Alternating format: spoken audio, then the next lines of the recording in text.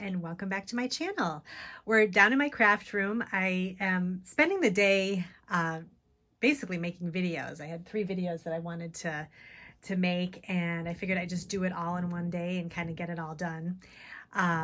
So you can see I kind of have all my stuff still out. I just filmed a vintage haul video, which I kind of explain all of the reasons why I pick certain things when I go thrift shopping. So that's probably going to go up next week, early next week. So stay tuned for that. I also have some things that I picked up recently too. I got my Spellbinders. I'm doing the embossing folder of the month club. And this I really like because I love doing dry embossing on cards, and I feel like you can't have enough embossing folders. And Spellbinder just has these really nice big ones. I'll hold it out here. You can see it. They're huge. I'm not sure what the size is. Oh, 5.5 by 8.5. And I think they make them for, bigger card sizes too, but it's nice because you're, the smaller cards, you have plenty of room to emboss the entire card front. So that's what I like about these. Plus they have just really pretty designs. This one is called Intertwined Lattice, and I've got some pretty floral ones in the past. So I'm excited to try that out. This is a nice kind of neutral background, so you could use that with a lot of things. I also ended up subscribing to the Large Die of the Month Club because I've been really liking what they've had for the past couple of months. And this one especially, this is their Strawberry Patch die, and just a really large size strawberries and that really cute berry basket. I thought that would be kind of fun for some late fall crafting, kind of with the Strawberry Patch type theme. And the leaves are really pretty too. I like those big leaves. And I did a small trip to Hobby Lobby. I just had to get a couple of things, but I ended up seeing these scissors. I've never seen these before. I think they've probably been around. It's the Hobby Lobby brand, but I don't know about any of you, but I love to collect scissors. If I find a really fun pair of scissors, I'll pick it up, and it's just, they're fun to have in the craft room. And I actually, I use them all. It's just fun. Sometimes if you get sick of using your one pair of scissors, I have my basic ones I used, like my Tim Holtz and my Cutter Bee. But then, just to cut some paper or something else, I like to use, just some fun decorative scissors. And I thought these were so fun, and they kind of have the florals that I really like. I try to have a lot of these types of florals in my craft room, and these pink ones I really like. That pattern here, and then the purple is pretty. It's got 2 different types of florals, so it's got this one on this side, and then kind of almost like a Hawaiian theme on the other side. So I thought those were really pretty. And I also like to, if I'm photographing projects for Instagram, it's fun to have a couple little craft items in the photo, whether it's the stamp pad or a pen or something like that. And a nice pair of scissors is always nice to add too off to the side. It just kind of just adds a little something to the photo than just having the card itself there. So I'll show you some of the other scissors I have. I've got these are kind of vintage style scissors. They're not I use them mainly for cutting thread. I don't even know why I have them over on my card making side, but I think because I just like to look at them. And I also use these to add to Instagram photos as well. But they have, they're just kind of rose gold colored, and they're just sort of decorative small embroidery scissors. And these I think I got on Amazon. You can find, I actually just added to my kit.co this week.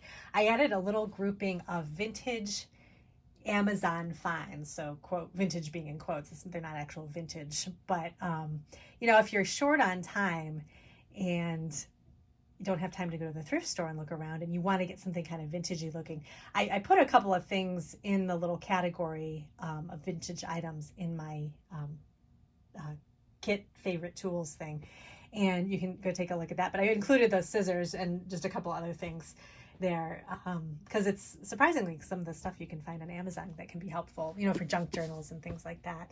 But anyway, so that was those scissors. And let me see what else I have. I have these are some of my bigger scissors over here. I have these gold ones These are from American Crafts. I got these a really long time ago. And then I like these white ones too. I don't know where I think these might have been from We Are Memory Keepers. And these as well. They're kind of glittery, minty colored. I like those too. And then, oh, these are some Hobby Lobby ones. These came in like a 3-pack. And I like this little striped ones. I have some floral ones too, which they're somewhere in the house. Scissors too kind of go into the abyss.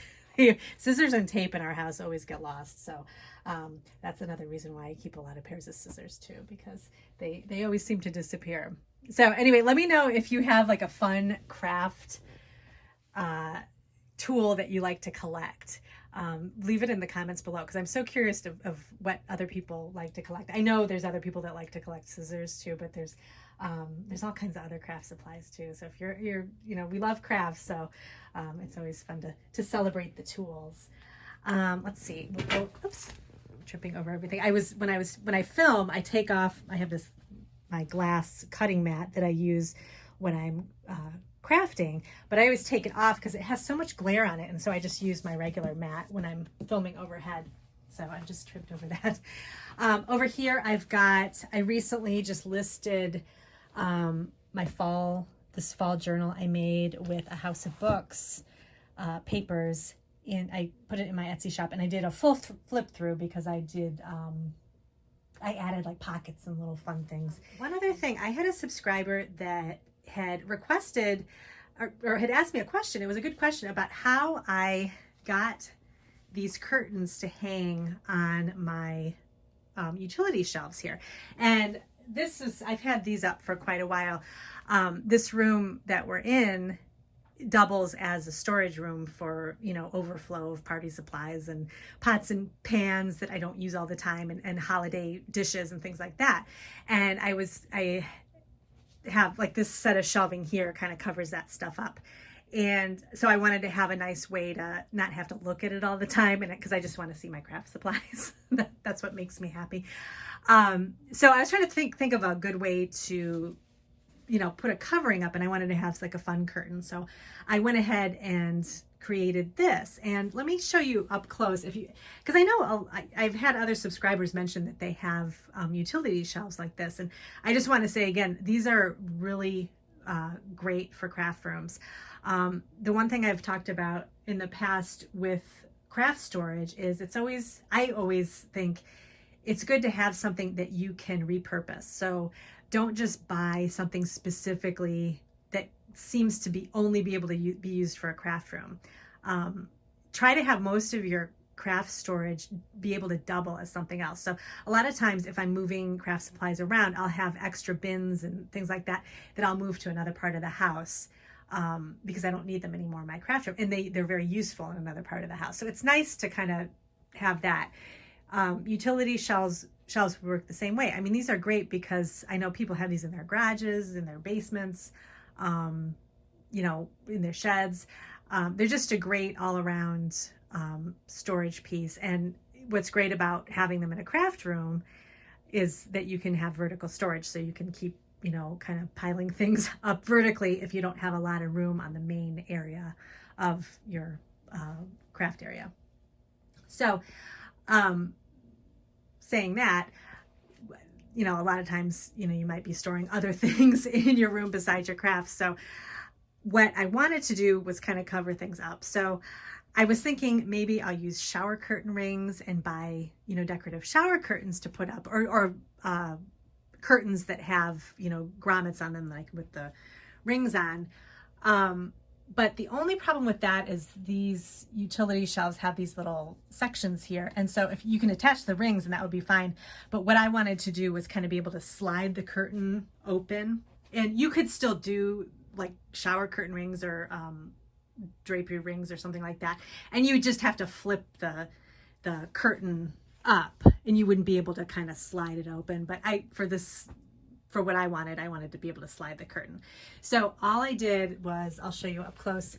I thread just a decorative craft ribbon through, this is, let's see, 1, 2, 3, 4. I bought 2 these curtains came in sets of 2, so I bought 2 sets. So that's 4 curtains.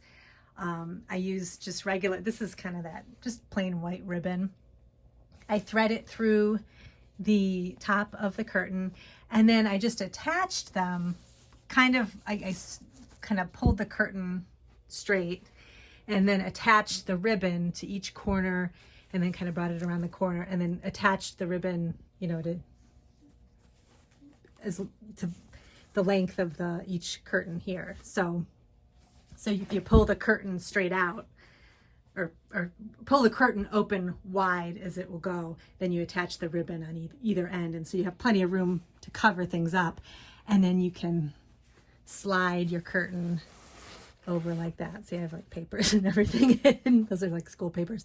But see, so it's nice, so you can kind of keep everything hidden, and then you know, not have to look at it all the time. So, because when I'm crafting, I want to look at just craft supplies. I don't really want to look at, you know, other like kitchen things and that kind of thing. So anyway, so that's just a quick kind of showing you how I did that. And I can link the curtains if they're still available. They may be. I thought they were pretty. They kind of went with my craft room. But so I thought that was a good question on how to do that. And then if anybody else does something like this and has a different idea, leave me a comment too, because it would be nice to know, you know, other ways to, because that's the only way I could think to kind of keep those curtains up. So anyway, so that's that. So I've just been, I finished my journal. I'm basically kind of all caught up. I'm probably going to start making some cards again, and I may make another fall journal. One of the books that I got when I was thrifting kind of looked like an interesting book to use for a fall journal. So I may make another journal to put in my Etsy shop. So we'll see about that. But what I wanted to do today was kind of just kind of end this video with sort of week in the life of a crafter. So I thought it's always fun to see just how people fit in their crafting during the week, like what they do. And, you know, everybody's got a different life. You know, you have work, or you have, you know, other responsibilities, family, and that kind of thing. And sometimes it's hard to fit things in. In my situation, this is kind of a sort of a side thing. So I do, you know, I have my Etsy shop, and I do YouTube videos and put out, you know, a couple videos a week. But, you know, I do have to find time to fit it in between other parts of my life. So I recently kind of came up with a batching process that I use in Trello, the Trello app, that has really helped me. And so I thought what I would do was kind of show you a week in the life, just with kind of a voiceover, and kind of explain what I do each day of the week. It's not always the same. Like a lot of times, like today's Tuesday, normally on Thursdays, I want to film everything, but Tuesday this week was a better day for me. So I had 3 videos that I knew exactly what I wanted to do for them. So I just went ahead and I'm filming everything all at once. Normally I try to just do something on Thursday. So that's what you'll see in the voiceover video that I'll show you in a second. So I do have, there's room for switching things around, but basically this has been kind of a schedule that has been helpful for me, just having this as not a full-time job, but as, you know, kind of a side thing. So I thought it would be fun to kind of show you what a week in the life of a crafter was. So I'll let you enjoy that, and I will end the video here. Let me know if you have any questions about anything that I showed you or talked about. Thank you for joining me today, and I'll see you in my next video. And here's the week in the life. So Monday I like to do kind of administrative type work. So I'll take a look at my Trello board and see what I have going on for the week. And administrative work would mean like bookkeeping for my Etsy shop, kind of updating my Pinterest board, adding some new pins, you know, cleaning up my blog, things like that. Tuesday, I like to spend time in the craft room when I can. I'll put on a podcast or some music in the background, and then kind of set up my workspace, you know, with like coffee or a snack or something. And then I'll get to work, and it kind of depends on what I'm in the mood for. If I've been doing a lot of journal making, then I definitely want to do some card making. If it's the other way around, card making a lot, then I go do journaling. But I like to, have the whole day that I can, just to kind of have fun and kind of experiment with my supplies, try out some new supplies that I've gotten, try out some new mediums. If I have some ideas, I always write down all my ideas in my Trello board too. So if I have some ideas I want to try, this is the day that I would be doing that too. Just kind of trying out different card designs or journal designs and that kind of thing. So it's just kind of a fun time it's a quiet time to spend in the craft room. Usually when I'm creating cards or doing something where I really have to concentrate, I usually just have music in the background. Otherwise, if I'm cleaning up or doing something that I don't have to think a lot about, I'll have a podcast in the background. I love listening to podcasts in the craft room too.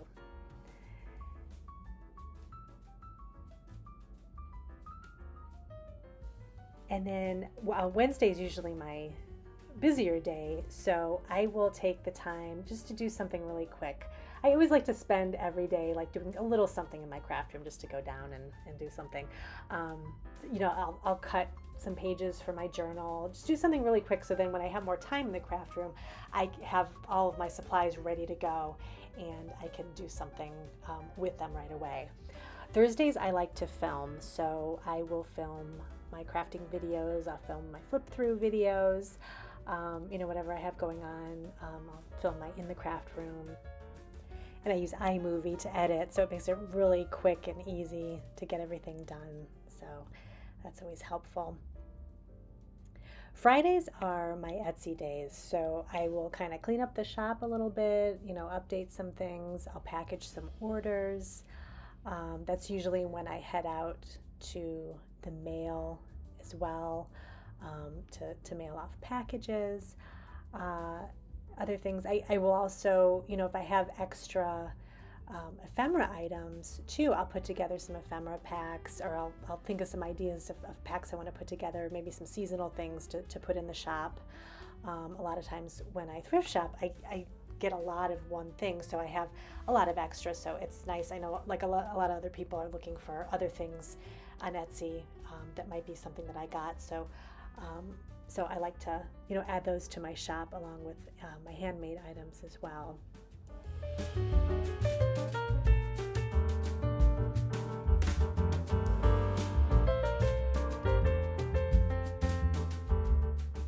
A lot of times on the weekend, I just kind of like to keep it open and see what happens. If I have time to craft in the craft room, I might do that a little bit. I might do some vintage shopping. Other times I might just kind of relax and catch up on some reading. I have a lot of craft magazines that I like to catch up with too, and that's can be a time where I can get more inspiration, because I can just sit quietly and read a little bit, and it makes me ready to start the new week.